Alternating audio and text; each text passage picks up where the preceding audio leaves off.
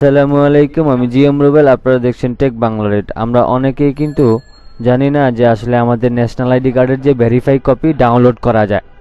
তো এই বিষয়টা যদি আমরা জেনে রাখি তাইলে আমরা সহজেই কিন্তু বুঝতে পারবো যে আসলে আমাদের ন্যাশনাল আইডি কার্ডটা অরিজিনাল নাকি ডুপ্লিকেট। তো যদি আমাদের ন্যাশনাল আইডি কার্ডটা নকল হয়ে থাকে সেক্ষেত্রে কিন্তু আমরা সহজেই বুঝতে পারবো, এবং অরিজিনাল হলে আমাদের সব ইনফরমেশন এবং আমাদের ছবি সহ চলে আসবে। তো এই কাজটা আপনারা কিভাবে করবেন আমি আপনাদেরকে সম্পূর্ণটাই দেখাই দিচ্ছি।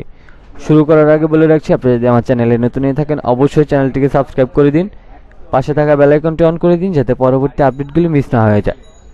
তো অনেক অফিস আদালতে আমাদের ন্যাশনাল আইডি কার্ড কিন্তু জমা দিতে হয়। তো সেক্ষেত্রে আমরা যদি আগে চেক করে নিই যে আসলে আমাদের ন্যাশনাল আইডি কার্ডটা অরিজিনাল কিনা এবং অনলাইনে আছে কিনা এবং আমাদের এটা নকল কিনা সেটাও কিন্তু আমরা দেখতে পাবো।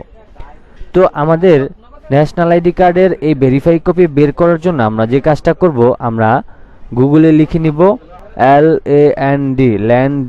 land.gov.bd land.gov.bd। এটা লিখে আমরা যখন ইন্টারপ্রেস করব তখন আমাদের সামনে এরকম একটা ইন্টারফেস চলে আসবে।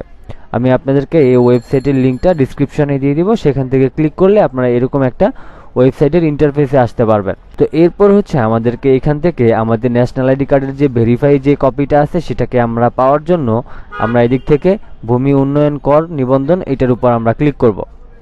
এটার উপর ক্লিক করার পর এদিক থেকে দেখতে পাচ্ছেন আমাদের মোবাইল নাম্বার, দেন হচ্ছে এদিক থেকে জাতীয় পরিচয়পত্র এবং আমাদের জন্ম তারিখ।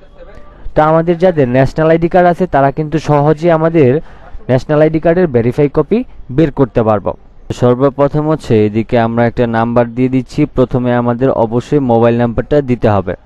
এদিকে আমরা মোবাইল নাম্বার দিয়ে দিলাম। এরপর হচ্ছে আমাদের এদিকে জাতীয় পরিচয়পত্রের যে নাম্বার থাকে সেই নাম্বারটা এদিকে দিতে হবে। তা আমি এদিক থেকে জাতীয় পরিচয়পত্রের নাম্বারটা দিয়ে দিচ্ছি। অবশ্যই আপনারা আপনাদের যে জাতীয় পরিচয়পত্র আছে সেটার নাম্বারটা দিয়ে দিবেন।